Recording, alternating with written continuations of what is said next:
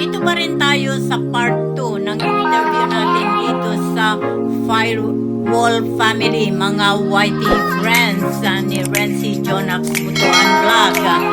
Tunghayan natin ang mga confession ng mga estudyante.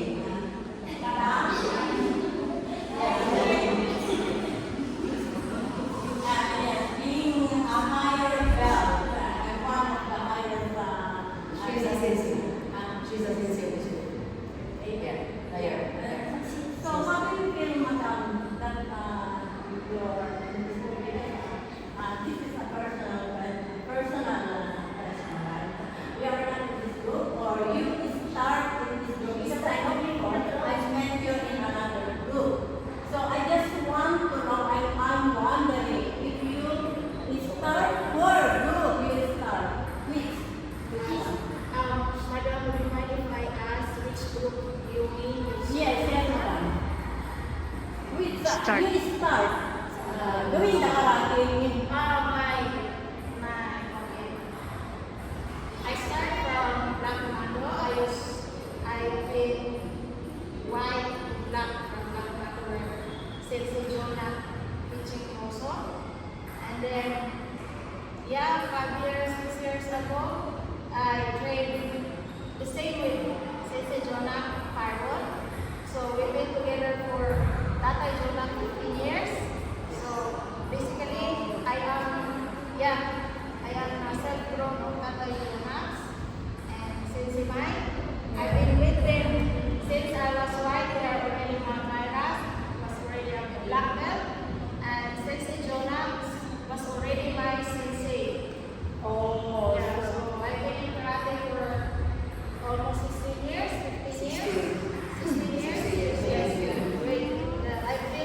I've been exploring a lot. I think 4 to 3 years I've been exploring. And then, yes, madam, because I'm already in karate for a long time also. Since 2014, I'm already in a karate group. So I usually saw you with in many groups already, and then you are playing with which group you mean? you are playing in another group. I saw you already. Yeah. I've been to SKCI before. Yeah. I've been to Bukan. Yeah, I've been first. I've been to Black Commando. Oh. I've been there for a long time. That's the dojo, our family dojo, where I really started from my young man. And then I reached my black belt there. And then after that, I continue my journey with Tatay Jonax, and then I explore. I get to SKCI group, and then I get to Bukan group.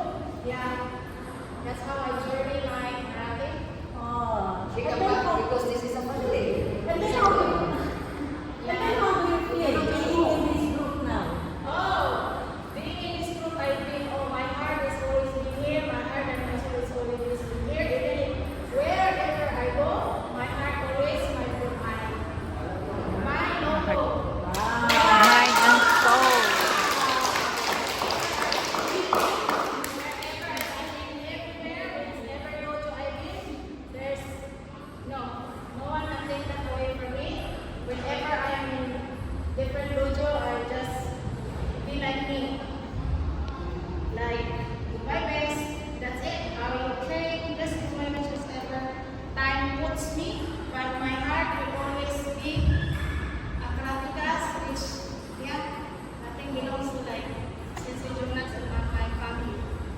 Okay.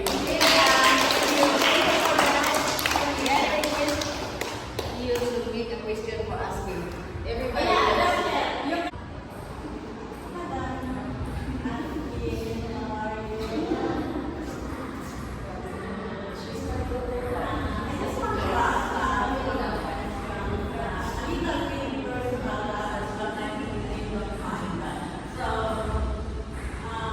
Being with me, I'm also a pagmamahal. Being with me. Kaya sa dalawa ang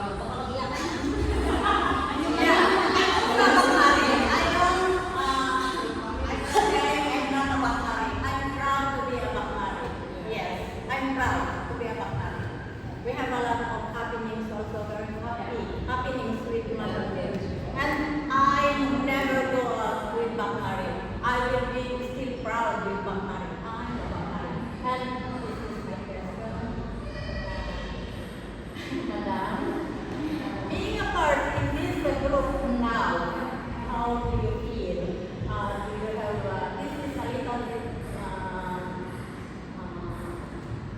don't say, this is a very good question. How do you feel in this group right now?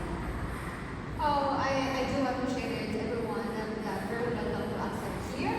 And also, especially that anyone else that's smiling at me. And also, I really feel huge love from here in this group.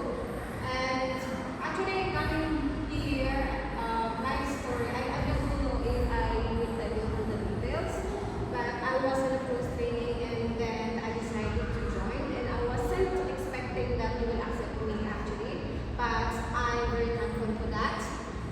And I'm very happy. I learned a lot that I don't have before, but I come in here and I always open myself, not to the others. That's all.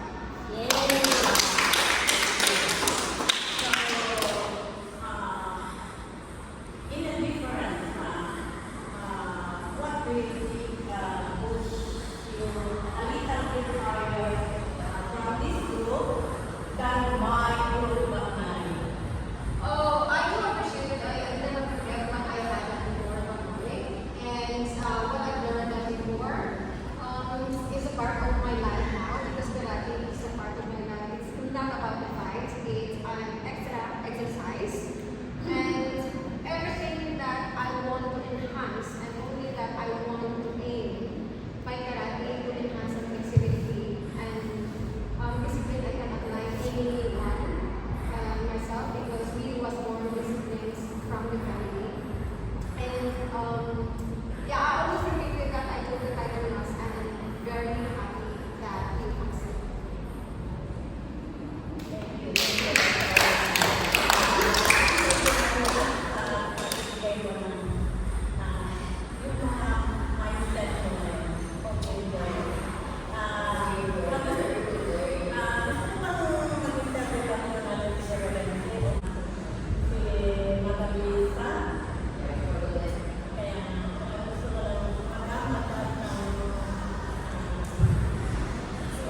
One big question.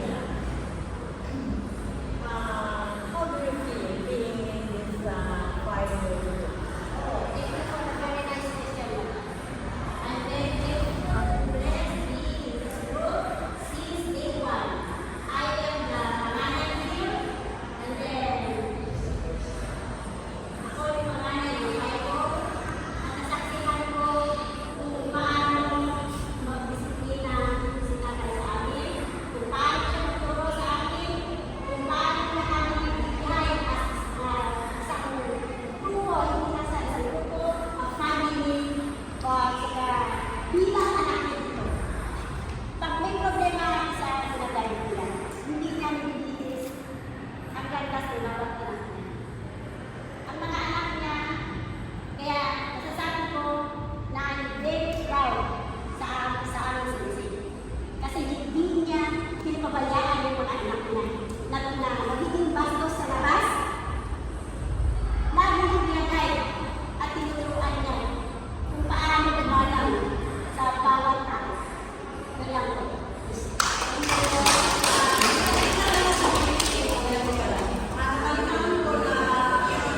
You're all for good already, so with your sister.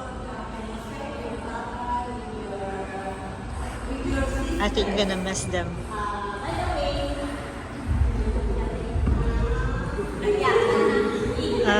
Here we go. Iiyak na yan. Iiyak na yan. Iiyak na yan. Iiyak na yan. Sensei Roots, Iiyak na yan. Laser, and most especially to Sensei Roots. Iiyak na What yan. message should I say? Hmm? Thank you for coming here, Iiyak na yan. for sharing your knowledge. Thank you so much. Iiyak na yan. Sa Jonas invited you. You are coming. Thank you so much. Iiyak na yan. Is bilang sa pangalan nila kapatid, ito lang ang ipapayag sa inyo. Iiyak na yan. Iiyak na yan. Iiyak na yan. Iiyak na yan.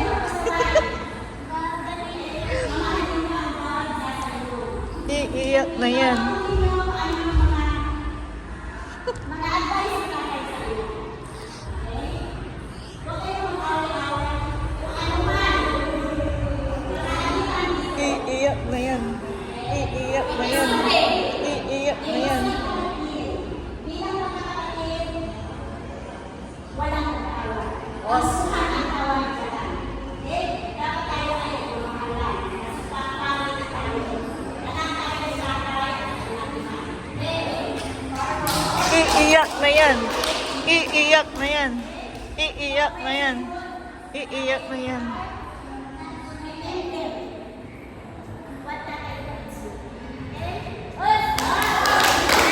na yan. Iiyak na yan. Iiyak na yan.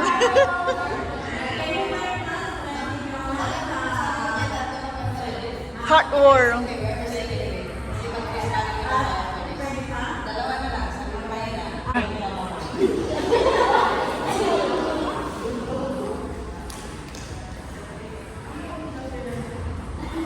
Hello, madam.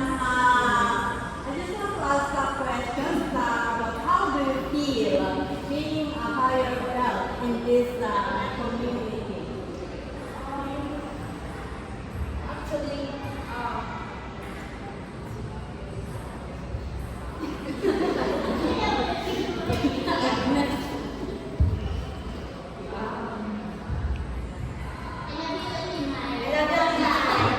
Iiyak na yan.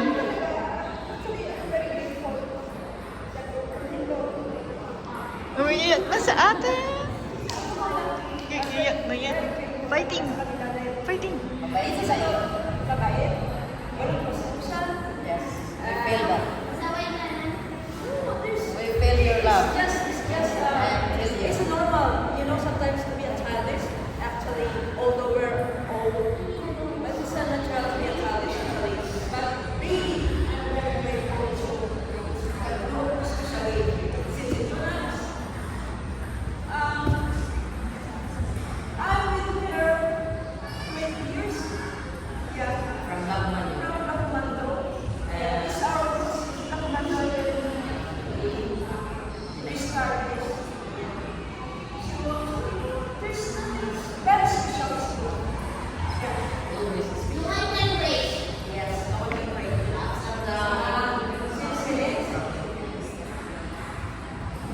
also, she been, yeah, she's the youngest from Lakmando. Yes. And then, she's been from other group, although, you know,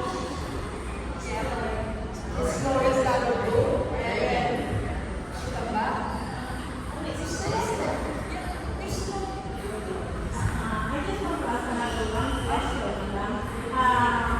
What aspect do you think changed your life? Oh, that's a very good question because before,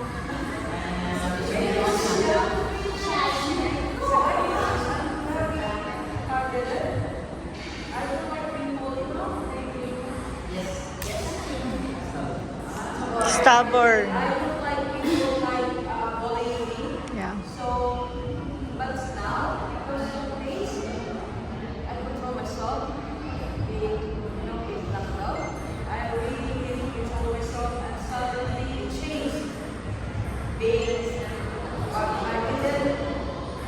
Being bullied before.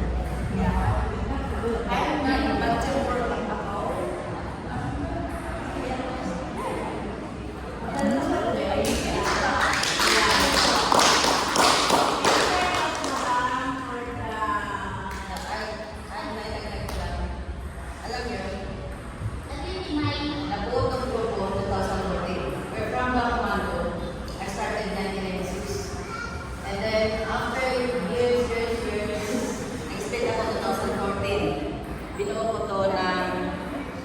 kasama si Mamay, si Mami, si nag-forgood na sila.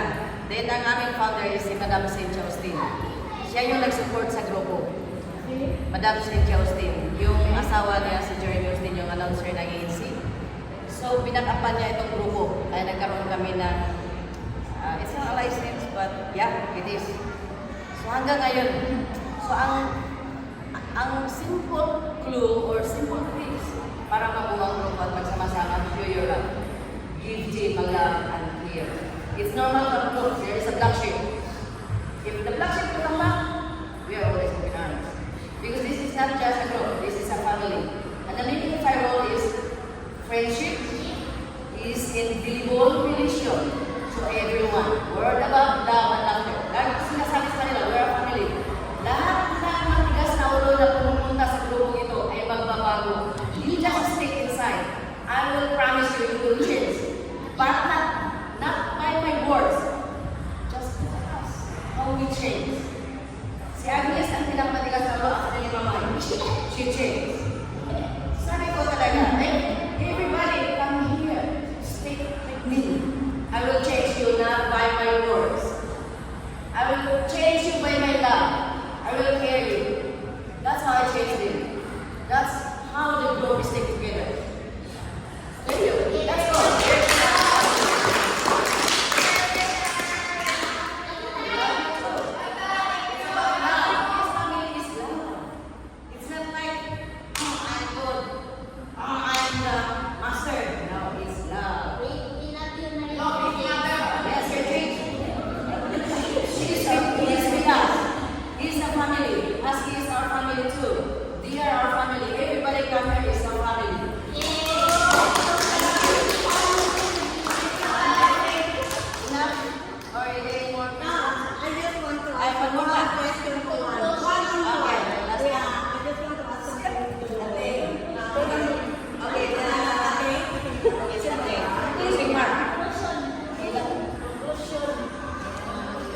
Saan?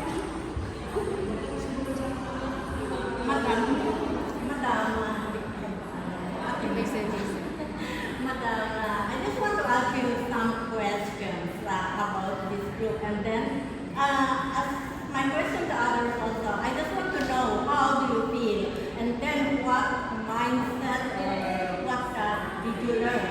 What changed your life?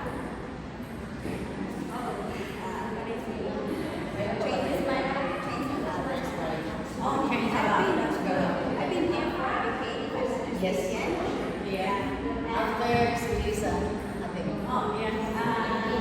Si MJ ko lang. After LJ. Since then, when I met them, I see a friend person way back then. For now, I can see myself is someone who's like a burden, like shares.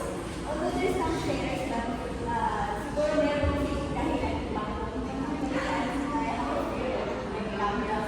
At saka fear of speech meron ka. So every time I attend or like hoping tournament, alam nila yung training ko. So every time parang nawala ako sa lahat. So hanggang ngayon, I try to parang i-share yourself to change. Okay. So parang someone na, kasi I have this, parang goal na every time na makikita ko sila sa ang taas ng confidence nila, so gusto ko rin mag-ganun. So aside from that, marami lang kasi not changes me about self-confidence, yung discipline. And I discover a lot in myself, like yung parang not just about skills and just about thinking or parang meron ka na-discover na parang kaya ko ba na Usang na lang yan. so, yun, marami siyang graduate. Just, and this family, I mean, last year, so, iba yung feeling kapag ano yung Pilipinas, nakasukan na siya. Parang iniwan ko yung isang family. So, nung bumalik ako dito, parang sabi ko ulit. So, I'm happy to be here.